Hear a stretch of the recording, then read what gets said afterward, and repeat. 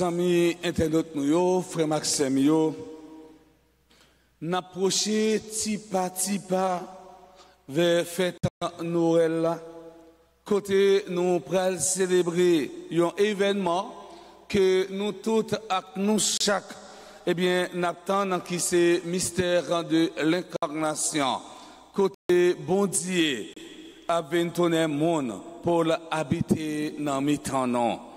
Et dans l'évangile aujourd'hui, Saint Luc lui-même lui présente nous visite Marie à cousine Élisabeth. Après l'annonciation, le premier acte posé par Marie, c'est la visitation. La visite de Marie à sa cousine Élisabeth a un triple caractère. Premièrement, cette visite a un caractère missionnaire. Ce n'est pas simplement une visite familiale. D'ailleurs, Élisabeth accueille Marie en tant que la mère de son sauveur.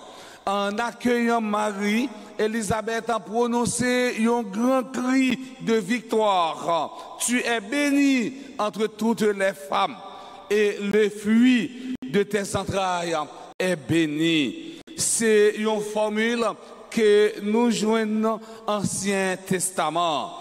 Après la victoire de Judith sur le général Holophène, Osias dit à Judith, tu es bénie entre toutes les femmes et béni est le Seigneur Dieu.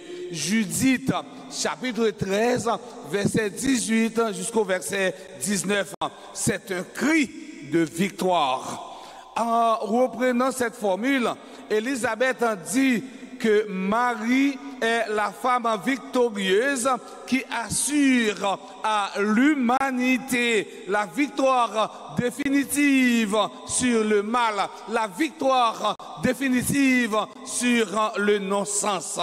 Le pape François disait que chaque chrétien est un Christophore. Chaque chrétien est un Christophore, c'est-à-dire un porteur du Christ. Eh bien, même Jean et Marie, nous avons une mission pour nous porter Jésus-Christ par le monde.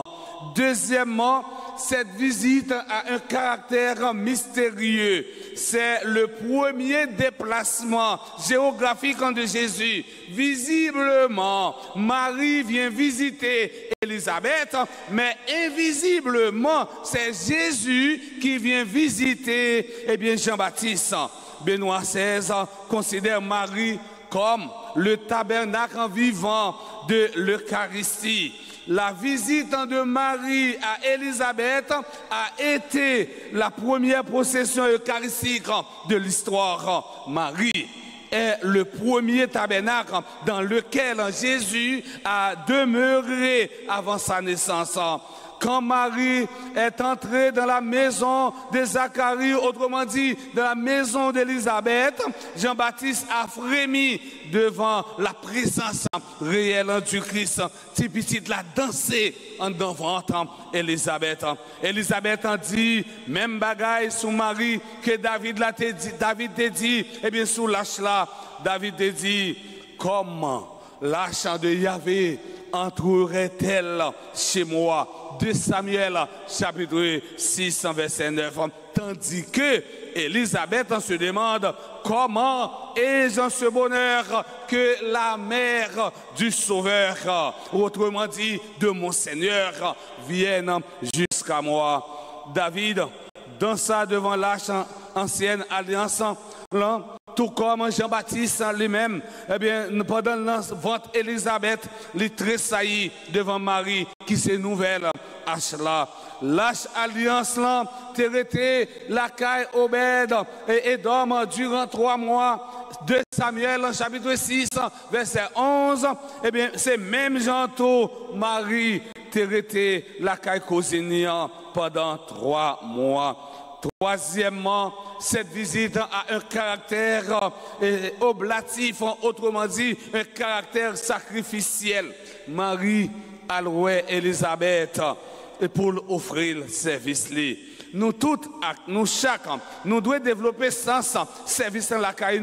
Même Jean-Marie, lui-même, il a développé la caille. Un service, l'albaï sans condition. Autrement dit, un service en frère Semio sans humiliation, c'est un service qui gagne remet la donne. La visitation de Marie est une passation, est une cérémonie de passation. Passage de l'Ancien Testament au Nouveau Testament. Passage de l'Ancienne Alliance à la Nouvelle Alliance.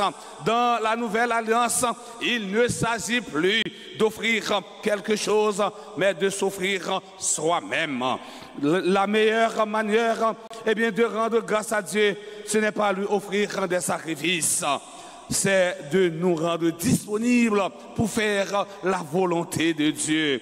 Car la disponibilité vaut mieux que tous les sacrifices. Le sacrifice de louange que Dieu attend de nous, c'est l'offrande de notre volonté.